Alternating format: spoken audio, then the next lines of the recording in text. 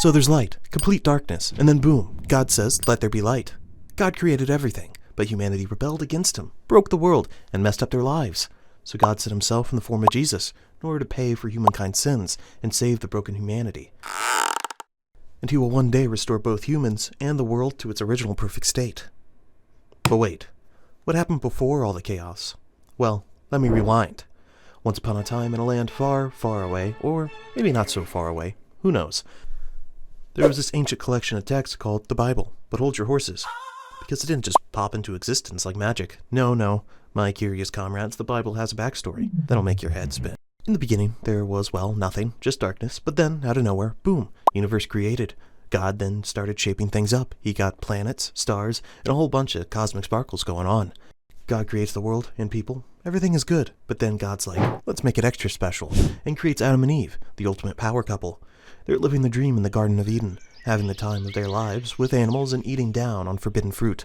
But, no, they break the rules and get kicked out. Sorry guys, no more garden parties for you. It's around 2000 to 1500 BCE, and people are chilling in the ancient Near East. People are scribbling stuff on clay tablets, passing stories down from generation to generation.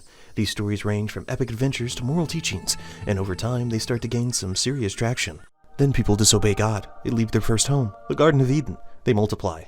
People had gotten so wicked, God wipes them all out with a flood, except for one man named Noah and his family.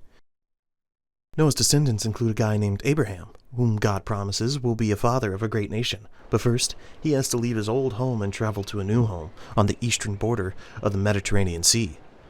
Abraham's grandson Jacob steals his older twin brother Esau's birthright and blessing and then goes on the run.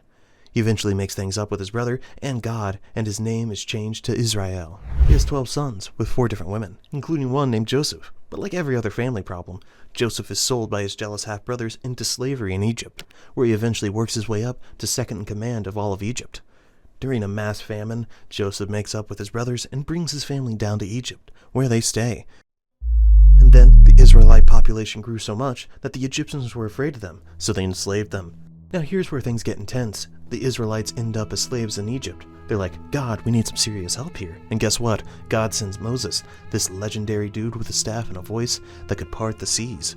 They escape Egypt in a grand spectacle with plagues, parted waters, and freedom. Moses, well, God takes the Israelites on a long-winded journey through the desert to the Promised Land, Canaan, aka the place where Abraham used to live. During this journey, the Israelites had a lot of miraculous experiences, including getting the 10 Commandments delivered to Moses by the hand of God. Joshua, the guy who became the leader of the Israelites after Moses died, takes the Israelites into the land of Canaan.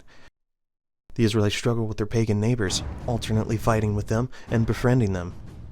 They're not faithful to God and become oppressed over and over again by foreign nations.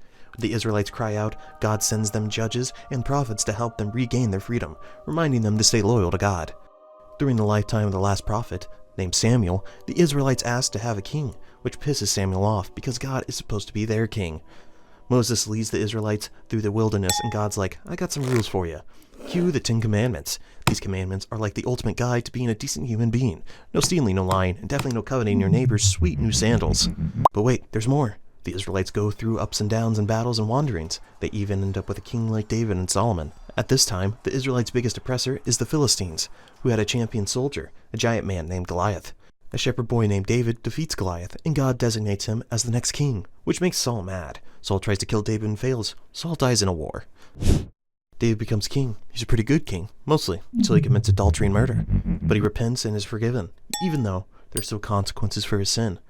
David's son Solomon becomes the next king, and brings in Israel's golden age. He also built the first temple of God, in a city called Jerusalem. When Solomon grows old, his 1,000 wives and concubines get him to lose his focus on God and start worshiping their gods. So God tells him his kingdom will be split up. Solomon's son, Rehoboam, becomes the next king, pisses off the people with his arrogance, and Israel splits into 2 countries. Israel in the north, ruled by this guy called Jeroboam, and Judah in the south, ruled by Rehoboam, a descendant of David. Northern country Israel has a succession of terrible kings who worship foreign gods, murder, and oppress people, until eventually the entire country is conquered by the Assyrians from the east and taken into captivity. Southern country Judah does slightly better, but eventually they're conquered, this time by the Babylonians, and taken away into exile. And God's temple is destroyed. Both Israel and Judea are repeatedly warned by God about their imminent doom via a bunch of prophets like Hosea, Joel, Amos, Obadiah, who wrote eponymous books that are included in the Old Testament. Now, here's the twist. The prophets enter the scene. They're like these messengers from God, dropping truth bombs left and right. They warn the people to straighten up, or there'll be consequences. But do the people listen?